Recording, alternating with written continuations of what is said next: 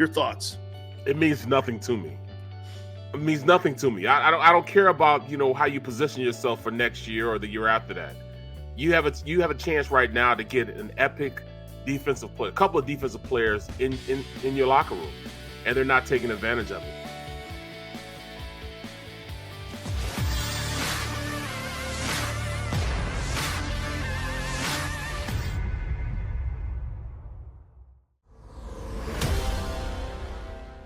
We're going to start it off. I'm going to reach out to the Philadelphia Eagles. By the way, good morning to everyone here. Barrett, Brooks, Dan, Sileo here on the middle. This is what I've got a new promotion idea for the link. You ready? Prospect night at the link. We get all these potential prospects and all these potential dudes that potentially could play for the Eagles because we have all these draft choices now. How about this, man? This just in. I want players, not prospects. Right. This is run like a minor league baseball team with no money. You have see what you could do with the Eagles. You could get the Kelly Green jerseys, and you could have tearaway jersey night.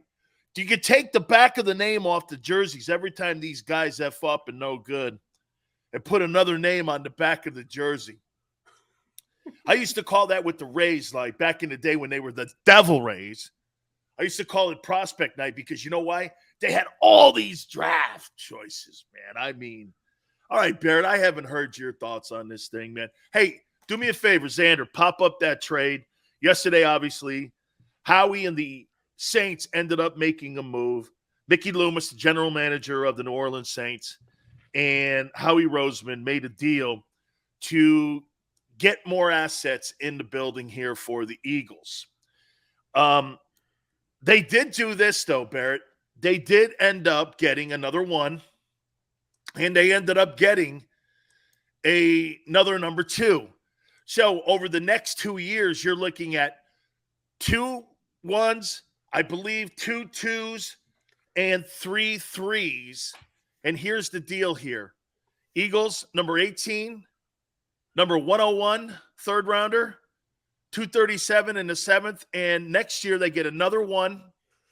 Then in 2024, they get a second-round draft choice. So if you look at the bottom end there with the Eagles, they got another 1 and another number 2. And the Saints this year will have 16, 19, 194. What's significant about the Eagles picks this year, I believe they have 5 picks in the first 101 picks in the upcoming April draft. Your thoughts? It means nothing to me. It means nothing to me. I don't care about how you position yourself for next year or the year after that. You have a chance right now to get an epic defensive play, a couple of defensive players in your locker room, and they're not taking advantage of it. Yes, this is a great deal by Howie going in and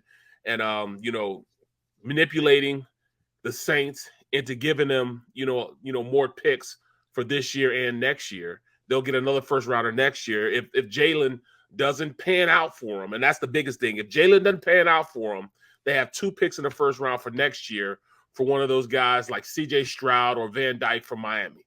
That's what it is. Howie's just covering his own ass, and I understand it, but why not go out there and build a defense that's you have to fear. Bring in 3 defensive players. Like I said, draft all 3 guys from Georgia. I wouldn't mind. But you just, to be moving around like this, I want to see players in the locker room, not picks for next year. That's what I want to see. Absolutely, man. And Barrett, I look at this and okay. So to Howie, the picks are more important than building your football team and giving Jalen a chance. Everyone, and you included, keep telling me Jalen's going to get better. Jalen's going to get better. How can he get better when the organization is doing nothing? Zero to help him. Zero to help him. Here are the Eagle picks now. First round, 15, 18. Second, number 51. Third, 83. And number 101. 1, 2, 3, 4, 5. They have 5 picks in the first 101. Then in the fourth round, 124, they have 3 picks in the fifth, which is good. Sixth round, none. And in the seventh round, this is where they found Jordan Mailata. They end up having number 237. Again, you know what that means to fans? Great bar night. Great bar night in April. But when it comes to winning ball games, those are prospects, Barrett. Exactly. This is a pro football team. This is not a minor league baseball team. And I explained to you earlier on, we all know that the Eagles weren't going to use all 3 picks. I know this. I explained that to you. Hey, what's up, Captain? Good morning, Mom. My mom, she's watching. I knew they weren't going to use all 3 picks. I was wondering when the shenanigans were going to start.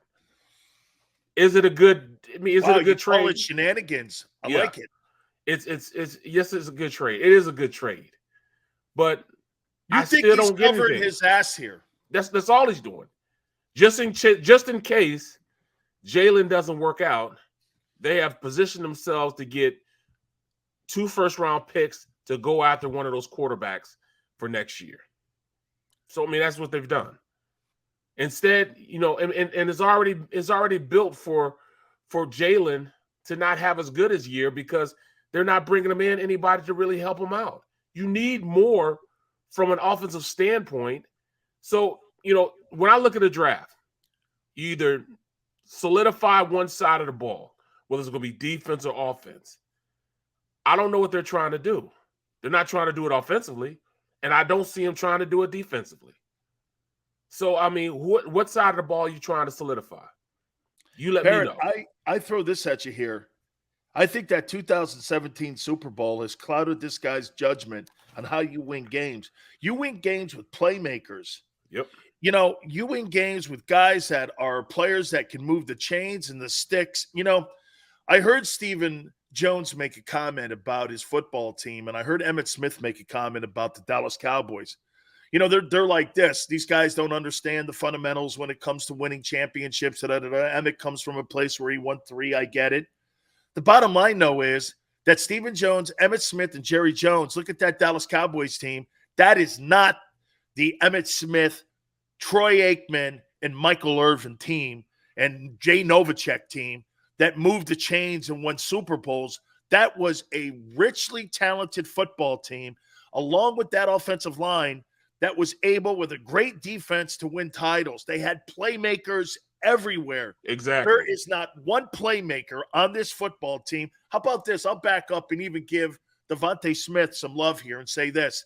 He's potentially got an opportunity to be a playmaker. But what made Michael Irvin great was Emmitt Smith. What made Emmitt Smith great was Michael Irvin. And then Troy Aikman made them all. But they all were working as triplets, and that's what made that team roll. You're not only – here's what you're wasting with this Eagle team this year and maybe next year. You got a quarterback on a rookie contract. You've got an opportunity with an offensive line like the Cowboys did back in the day. Put some freaking playmakers on that offense. You have nobody, 0. I don't give a shit what anybody thinks of that huddle. That huddle is average at best with a developing quarterback. Let's do this. Jalen's going to be a Pro Bowler this year. With what? With what?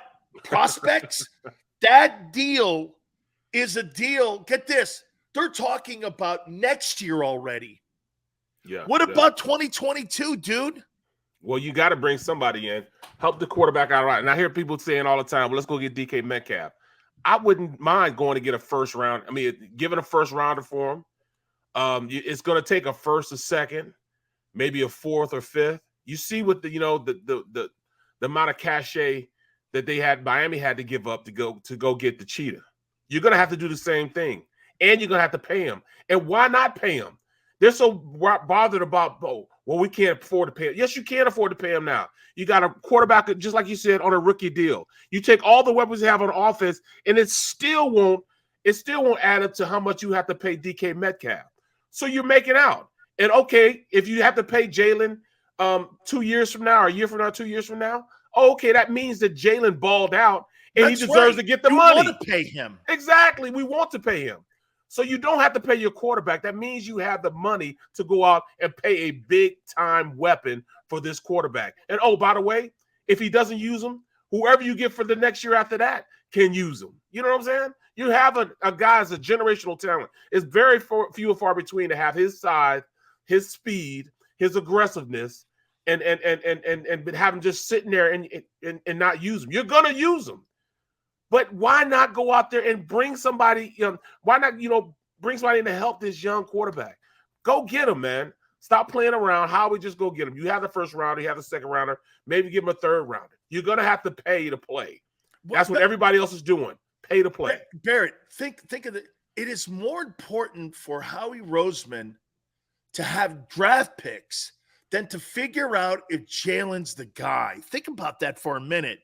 The number one, you can have a bounty of draft choices, but if you don't have that position taken care of, answered, solidified, there is no way, no matter who you draft, wide receivers, a defensive outside linebacker, an edge rusher, you're going to be still in the middle of the room with a 9-8 record because you haven't figured out whether or not your quarterback is the guy. And by the way, thank God you're in a shit division, the NFC East. Right.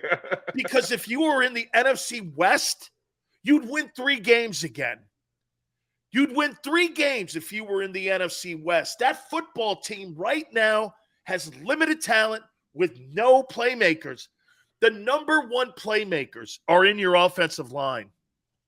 Okay? Well, I mean, you're absolutely right, bro. I mean, you don't have a weapon to take anybody out of the box. So all they're going to do is fill the box up.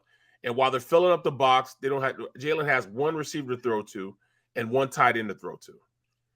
You're not going to be able to run the ball with 9 people, 8 people in the box. So if there's no fear on the outside, the defensive coordinator stacks the box. Then you're gonna be looking at Jalen. Someone's, oh, Jalen can't move the team. He can't move. He can't run the offense.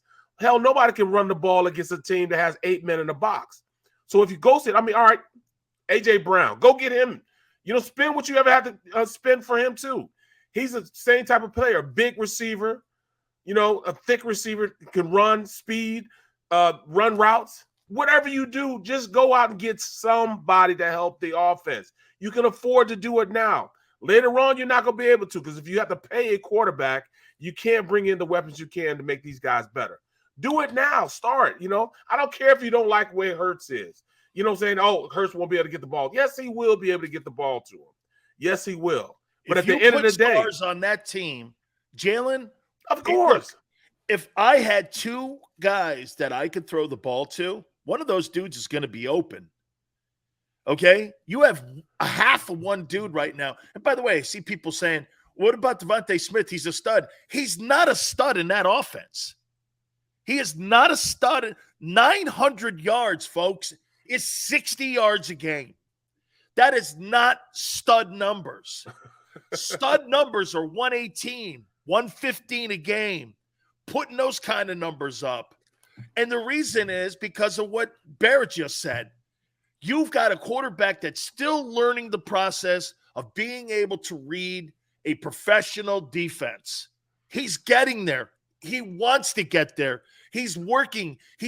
By the way, the one thing I said to you yesterday, I'll take it back, Barrett. I said, I don't care. He's in Southern California. I actually cared that he's spending money out of his pocket to do the things and invest in himself, to work with people that have made other people better.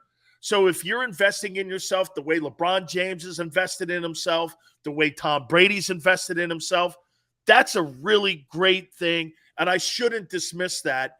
My problem was yesterday that they're not all working together, because they're going to need that time together, because since they have a country club training camp, I mean, seriously, the Philadelphia Eagles, they hold summer camp like for kids. They don't have an NFL training camp. Well, you don't have to show up. You can bring your picnic basket, put your carpet down here, sit out here with the family. To feel like practicing and doing 9-on-7 or 1-on-1s, hey, have at it.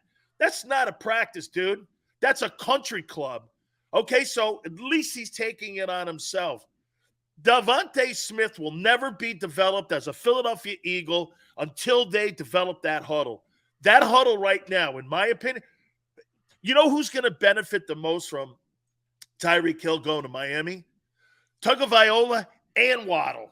Yep. Those two dudes are going to have iconic years because you're worried about this guy streaking down the sideline or catching one of those 4-yard passes. And this guy's going to be wide open, this Waddle. Jalen Waddle will be wide open because you're in fear of Tyreek Hill. I mean, those 4-yard passes, Barrett, that Tagovailoa is going to be throwing this year could turn into 50-yard TDs like they did with Djax. Absolutely. Absolutely. His ability to get, I mean, that's why they had to change the offense up because because he's so fast, teams would have their safeties 18, 17 yards down the field, which opened up the middle of the field. So what do? They dumped a little slant pass or a little wheel route to him, and he did the rest. Send him a little shallow cross, throw a little dump pass to him. He could take it to the house. He's that dynamic of a player. We don't have anybody like that. And then, I heard the stream saying, oh, well, you have weapons in this locker room. You have weapons on this team. Goddard is an up-and-comer. Devontae Smith is I want somebody that's already established that a defensive coordinator has to look at and game plan against. He's not game planning against anything but the offensive line.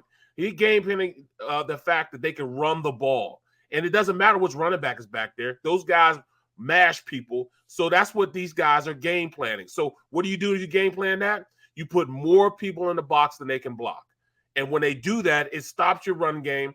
And, oh, by the way, then you have to throw to the outside. When you don't have guys out there that can pull attention, you could double team Smith on the outside and just drop the safety in the box and have him play the run and play right over the top of Goddard. Man, it's easy to run defenses like that. You need somebody on the outside to take the top off, to make defenses aware of where they are. That's how you play defense. Barrett, you can't do it. You can't do it out. Again, did they move Zach Ertz? What'd you say? Why again did they move Zach Ertz? They moved Zach Ertz because, first of all, he wanted more money. He wanted a contract. He wanted more money. They were well. I thought Howie was the big guy on Prove It to Me, and if you put the time in and you're a good player. I mean, if you're going to give, I thought about this last night because you said this kind of yesterday on Fletcher Cox's $14 million. If you're going to give Fletcher $14 million for having a non-productive year, why wouldn't you give Zach Ertz some money and more money if you thought that guy could be part of the equation to help Devontae Smith and Hurts? Why? It's almost like a smaller 2.0 version of getting rid of DeAndre Hopkins for pennies to throw him to Arizona for Deshaun Watson. Well, I think more so they didn't want to. The big thing is they didn't want to pay him another big contract. They didn't want to give him a contract like they gave the Kelsey kid or they gave the Kitchens kid. They didn't want to give that big of a salary out. I mean, that's what it was. Period. They didn't want him to. They didn't want to pay him because they had all these other guys they wanted to pay. So they knew they were going to have to pay Goddard, and they picked Goddard over him. And that's basically what it is. They picked Goddard over him because he's cheaper. Oh, without a doubt. Without a doubt. Okay, and here, this great grandiose trade that Howie made? Why didn't you ask Mickey Loomis, the general manager of the Saints, for Michael Thomas? Right. Or how about this? Cam Jordan. Or how about this? The DB.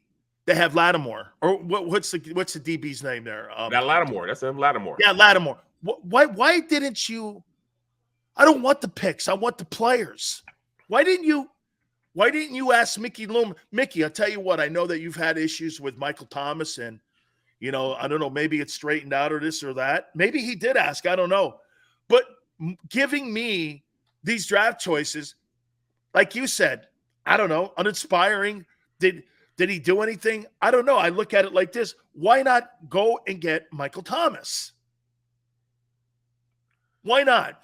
He had to renegotiate his contract then. then Michael he would make the same money as these other receivers out there right now. He would garner that much money. A proven Blake guy. says this, Kelly Green, if we pick up a player like DK, Devontae will turn into a monster. Hurts will have a big receiver that can block and take it to the house. Gee, you know what? That's John, don't think with too much common sense, because what Barrett is teaching me, there is no common sense in how you approach this stuff. So you're sounding like a football guy. All of that makes sense. Really, Barrett, I'm starting to see this here. It is really important for Howie to have his place at the draft table. I mean, I'm with you. Okay, did he do? Here's another example of Howie doing the right thing but the wrong thing. You know what I mean? I mean, yeah. I think it's a good look. You added a 1 and a 2. Yes, but did you add talent to the team? But no, and a 2 from 224. A 2 from 2024. I don't care about 2024. Give me somebody out there that can line up and help this young quarterback, that can help this young receiver get open. I mean, you don't have the dynamic type of offense because you aren't going out and getting dynamic type of pieces to place in the offense. You just There's no help for Hurts here. No. You're real. You know what, too, Barrett? It just looks to me, it's almost like a rebuild. You know how you're going to sell something like to somebody, too? You strip it down. You don't really want to put a lot of money into the house or the car you're going to sell. You just don't want to put any more into it, and you strip it down completely. And it's like you're going to sell a business or something. It just doesn't look like you're at – I saw someone go, wait till the draft plays out. Wait till the draft plays out. Like I said, those are lottery tickets. You don't know if any one of these guys – and by the way, in recent history here, the Derek Barnetts of the world, the Jalen Reagors of the world, and all these other guys that he has drafted, that guy Whiteside – he's got 1 touchdown in 4 years. And that was a 2nd-round pick. I'm supposed to believe, really, Barrett, that even though you gave this guy more opportunities, hey, here's something that I'll tell you, Barrett. Maybe the law of averages is going to help Howie here. If he has 700 picks, hell, he's got to get 10% of them, right? No, that's not true either, because I'll say it again. He has an entire draft class over the last 5 years. He has entire draft classes that doesn't have one player on the roster. If you're developing players on your team, then you must have somebody from that roster on the field or at least in the locker room. There's an entire draft class that is not on the roster. Come on, how's that possible, man? And Barrett, there's no development. If that ends up happening, like it has to the Eagles, do you know the best way to cover that shit up is free agency? Yes, that's what happens. Okay, but he decides not to go there and get more picks. See, Howie's pumping his chest in the front office right now today with this move. This is a great move for us. This is a super move for us. What a wonderful what's this? Yeah, okay, Howie. You feel you won the offseason. Okay. How about winning during the regular season, bro? Well, just to put things in perspective, we just talked about J.J. Arcega-Whiteside. Over 3 years, he's played ball for 3 years, and he doesn't have over 300 yards receiving. He doesn't have over 300 yards receiving right now.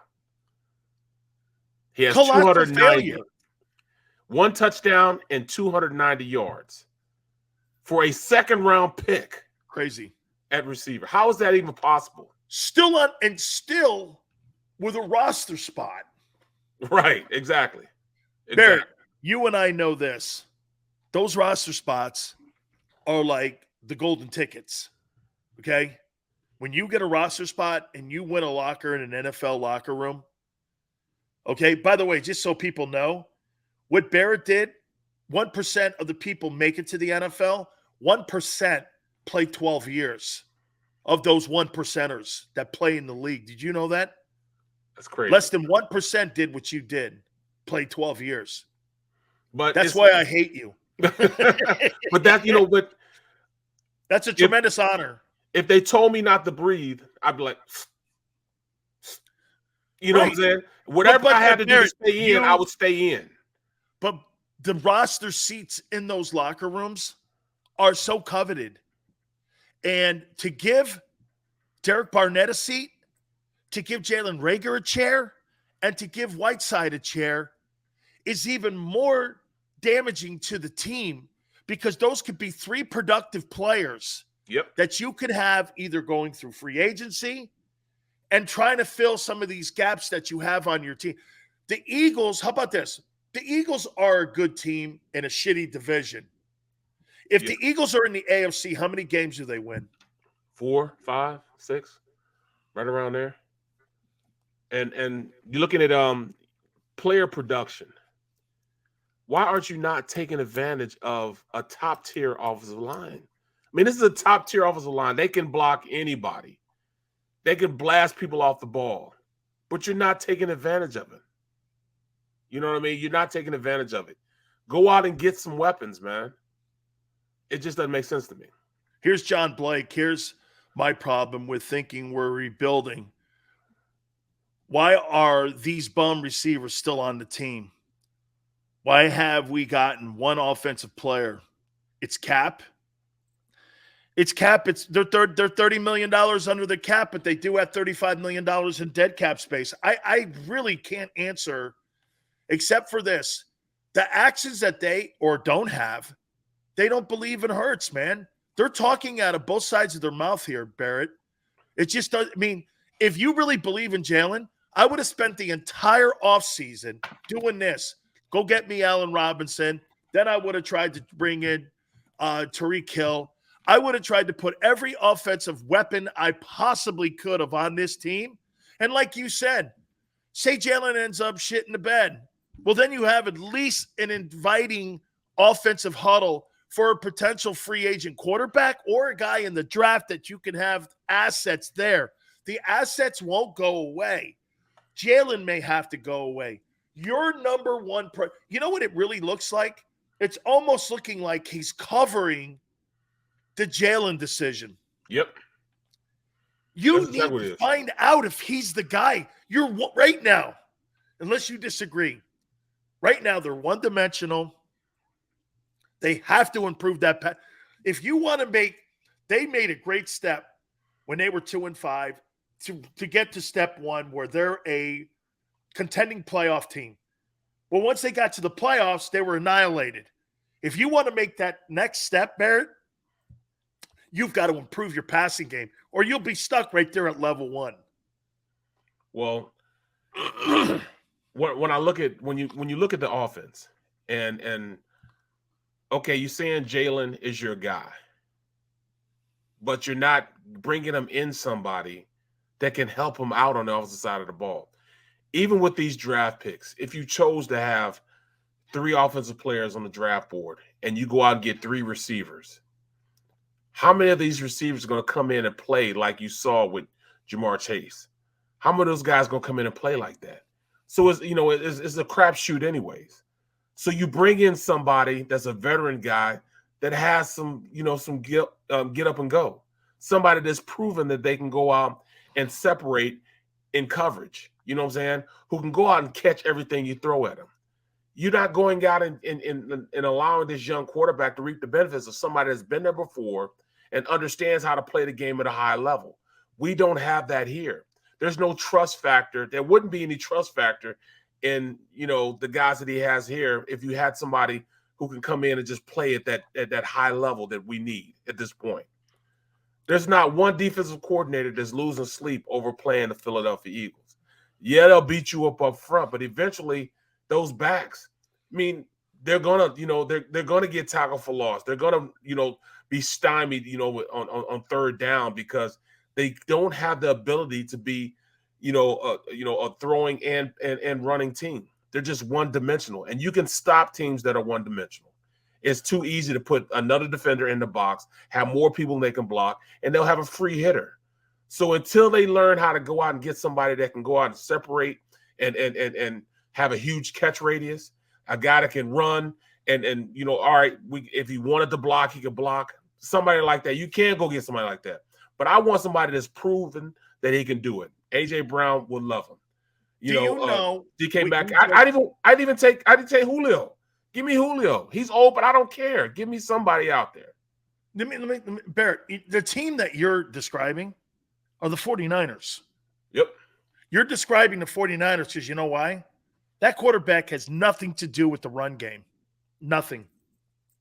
Jimmy Garoppolo has zero to do with the run game. You know what they do? They line up with Trey Williams and beat the shit out of people on the line of scrimmage. And then Deebo Samuel is open across the middle, or he's running with the ball, or he's doing something special with the football. That's, if you want to be that kind of, that's what the Eagles need to look like, the 49ers. If you're going to do that, because quite frankly, the quarterback is essentially responsible for everything. His 900 yards is fool's gold because you're one-dimensional. Garoppolo, the reason he's 5-2 in the postseason, hey, I don't give a shit what people say about Jimmy G. He's 36-16. You could say he sucks all you want, but that's not the truth. He's 36-16. He's 5-2 in the postseason. He's been to 2 NFC championship games in 3 years. He's won one of them. He's put a team in the Super Bowl. That team runs the ball at the point of attack. They play defense, and they make plays on third down. Does he throw it to the opposing team sometimes? Yes. You can't have your cake and eat it. And by the way, I never said Garoppolo was a franchise guy, but he beats franchise guys like Aaron Rodgers every freaking year in the postseason. Garoppolo goes up the Green Bay